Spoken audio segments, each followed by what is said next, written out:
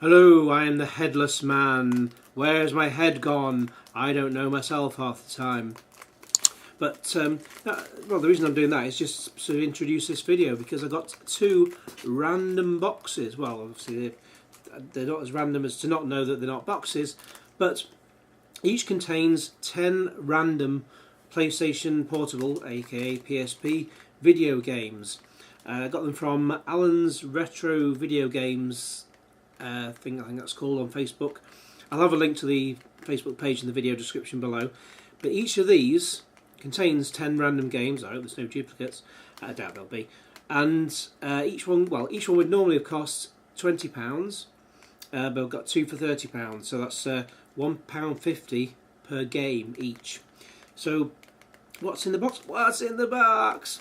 Oh, and also the cost was only £3 for postage as well via Royal Mail, so that's not bad. But yeah, what's in the box? That's what we'll find out. Okay, so before I open up the first box, I will have to say I loved playing the PSP back in the day. I played so many games on it. That's going back like 9-10 years when I was playing it on a regular basis. In fact, up until about 2010, thereabouts. Not quite sure why I stopped really, but you know, nowadays it's much easier just to play it via an emulator on a PC. It really is. So I don't think I've actually got the PSP out and charge it up, etc. in quite some time. I have got a PS Vita recently-ish. It's crazy. December 2017 I got it and I barely touched it. Just thought I had actually time to get anything sorted out with it. It is one which can play, games you can hope can get online. Just hope they still can do. Otherwise it's going to be a bit of a waste of money. But it was about 130. I think it's about 130 quid when I bought it, something like that, on eBay. That's a slight bit of background. So first of all, you come here to see what's in the box. What's in the box? What's in the box? What's in the box? That's Music Max, or whatever that is. Got my lovely black gloves there, because you love them so much. I will also apologise if you can hear a bit of a slight hum in the background. It's my the power supply, my PC, which is right to my side, is deciding to make a rattling noise. It's like a car that's being left to idle. So when you park up and you switch your car off because you're parked, all those idiots who just seem to think that petrol is free and they just sit there playing on their phone while waiting for someone and they leave their car running. How thick do you have to be to do that? That is why petrol costs a bloody fortune for you. Lecture over. What I want to try and do actually is get these out one at a time. Let's see if I can. Oh yeah, I can sort of open it up like that. So I can open it up so the top's open, because I don't want to be able to see in. I want to see the games for the first time when I present them to you. First one is, what on earth's that? Tiger Woods PGA Tour. Shagger Woods, because that would be £3 originally. That particular year, I don't think it is actually. Maybe they only made one, cause unlike the John Madden series and things like that, and WWE, they just go on for years and years and years. So when did that come out? 2005. I suppose, I don't know, I don't follow golf, so maybe his I'll have to have a go at this. Maybe his is he still good at golf? I don't know. All I can remember is that he split from his wife, I think, because he was more good at shagging than golf. He wants you in the army. Maybe. So that's number one. Yeah, it's a very good, very clean box. Anyway, I do like that. Probably all sports titles. Number two is AKB 148. Now that's no instructions. So yeah, just the game on its own.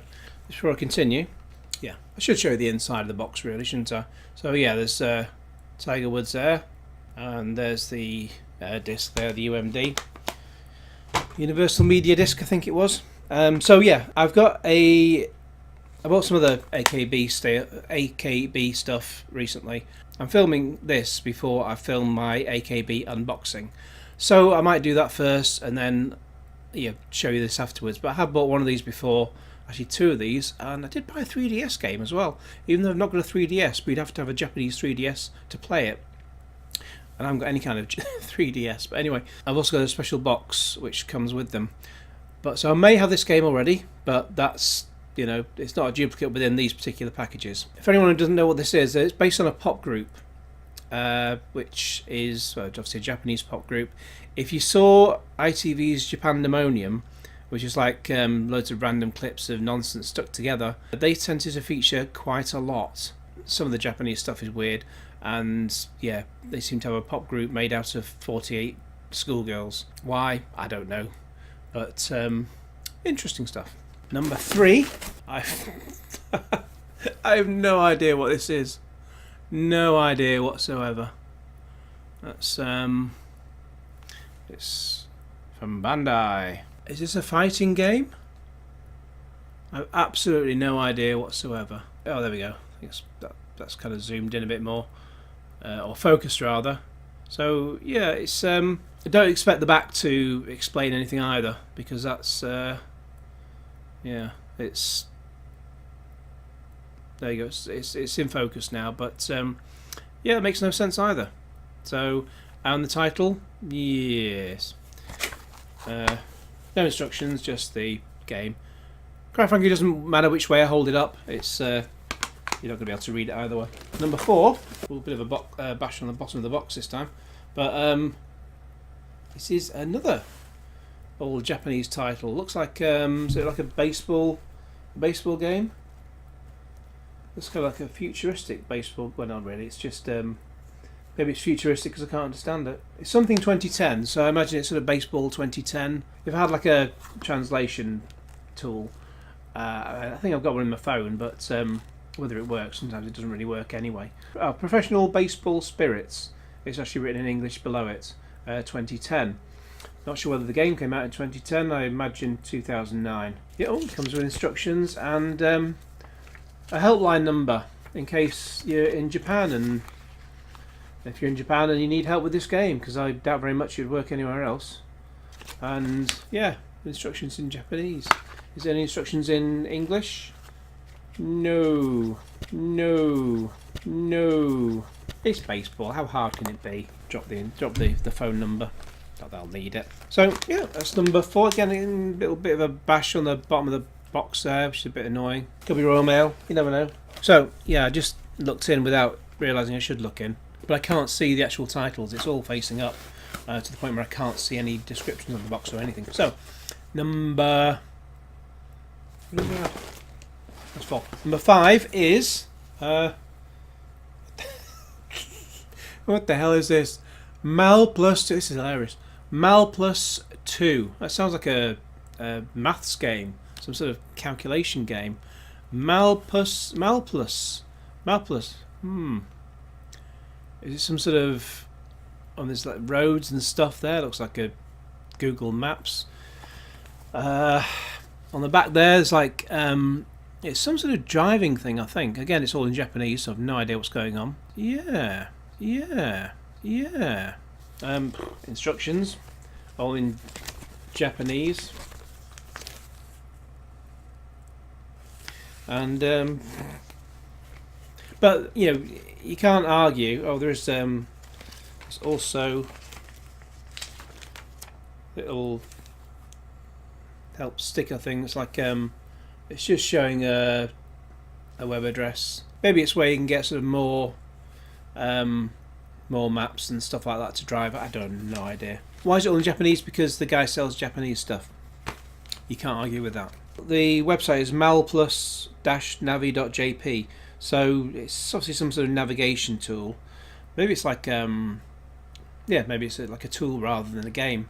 It's like the at the time rather brilliant Talkman on the Sony PSP, where it came with a microphone, and even though now Google on your phone can do this anyway, you can basically talk to it in any language. Well, no, I think up to about 5 languages, and it would just. So if you're on holiday in another country, and it would actually, you could talk English into it, and say if you're in Japan, it would output Japanese. So you could have a conversation with someone fairly fluently, and have no idea what they're saying until it translates it for you. Which is quite a clever thing. Maybe that's for driving in Japan. I don't know. Number 6 is... Ooh, Gordon Bennett. What's that? Again, I have absolutely no idea what's going on here, but it does look rather fun. It's I mean, it's like two of my favourite games, are Loco Roco and Little Big Planet, which both started out on the PSP. More recently, I've been playing Loco Roco on the PlayStation 4, and still enjoying it all over again. And this looks like, again, it's all in Japanese. I have no idea what's being said on here. It could be a similar kind of game. They have all kinds of wacky stuff on there. It seems to have lots of cats. Cats are okay. They can be annoying as long as they don't wee on the furniture. It's all in Japanese. Inside we have, yeah, I mean, the instructions. Ooh, some sort of instructions thing there. Not instructions, like some sort of it's got numbers on it, so I think it's like trying to sell you stuff. I don't know, but there's instructions which are all in Japanese again, if you can read any of that. And it's got the disc as well, so yeah, kind of handy, you know, when you buy games that they include the disc. So that's number 6, I think. Yep. Number 7 is looks like rah, looks like Russell Crowe. It's not Russell Crowe. Maybe it's it's Japanese again. Maybe it's Japanese for How to Be Russell Crowe. That'd be an interesting game, wouldn't it? You know, you can be Russell Crowe. I don't take prisoners, and I smash everyone's heads in who sees me. Yeah.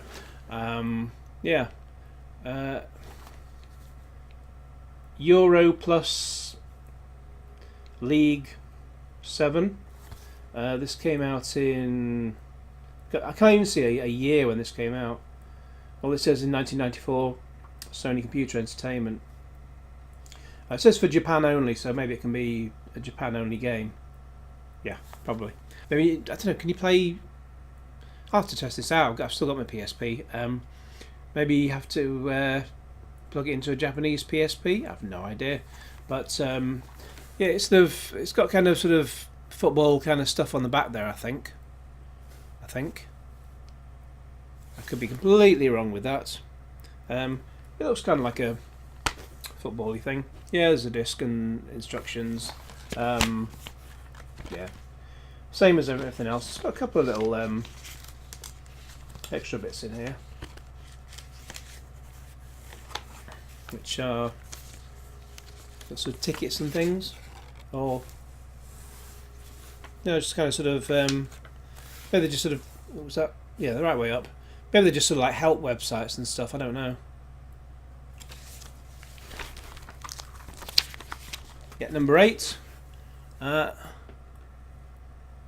This is a baseball game based on the what I can see on the back of the box, which is like sort of, yeah, it's a baseball field. I mean, if it's just like a sort of cartoony kind of baseball game, I do like those kind of thing. You might sort of play in the 80s in the arcade, something along the lines of Hypersports, and yeah, it can be quite fun sometimes, you know. So you don't have to know an awful lot of about baseball itself. In this case, I imagine if it's something like Hypersports, it's more about the arcadey fun rather than, say, something like a FIFA game where you have to really sort of, if you do know about football, you can get more out of it by knowing how the teams work and how footballers do things around the field, rather than just kicking a ball randomly like I do when I play those games. Inside, yeah, the instructions and the disc, obviously, and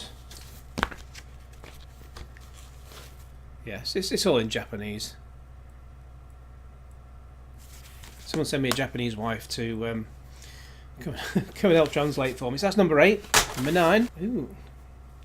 Well, we do seem to have a rather overindulgence of sport-related titles, but here we have, it's football something, World Soccer Winning 11 Ubiquitous Evolution 2008. How do you translate ubiquitous? And it seems to be signed by someone. Is he someone famous? I don't know. You tell me. I have no idea who this guy is. I don't follow football, and it could be. It's probably someone I've seen. I mean, it's not. I mean, it has a signature on it. It's not like I can make out the signature really, but yeah. So obviously football on the back because it has football-y type stuff. There we are. So I think it's focused in there a bit, so you can see it's football and stuff. And if we open inside, yeah, same as you'd expect. The instructions on the disc, and rather than have like a separate card, with website information, it seemed to have just stuck it there in the box itself. So winning 11. Am I winning with 10? Do you think with 10 games here? Who knows? It's quite a bit of fun anyway. And the final one, last but not least, is what's this? Looks like some, I mean, on the basis of that, it looks like some sort of fighting game. But when you actually get to the back, there we go. It's like a gambling thing, like sort of. I know Japanese are into gambling with their pachinko machines and stuff like that. But I used to have a pachinko machine, like a handheld one when I was a kid, just flicking the balls around. That wasn't a reference to puberty or anything, but it's just some sort of thing I used to have when growing up, and you'd press the button, it would flick the balls into the holes. Pardon me, and yeah, I quite enjoyed it for a time. You know, simpler times back then, in the 80s. But yeah, sort of a gambling thing. So I suppose you can play gambling. I mean, this has been a gamble. This has effectively cost me £15 for these games. So this is a bit of a gamble in itself. But with this game, you can gamble away all day without losing a real penny, apart from maybe £1.50 for the game if it turns out to be trash. And yeah, there's no instructions on that one, as it says. It's just the game on a disc. So there we go. What was your favourite Sony PSP game out of all of these? What's your favourite Sony PSP game of all time? And were you a fan of the Sony PSP? You must be, otherwise you wouldn't be watching this video, would you? Either way, let me know all your thoughts in the comments below. In the meantime, please like this video, share it with your friends, and subscribe if you haven't already, and cue Genesis.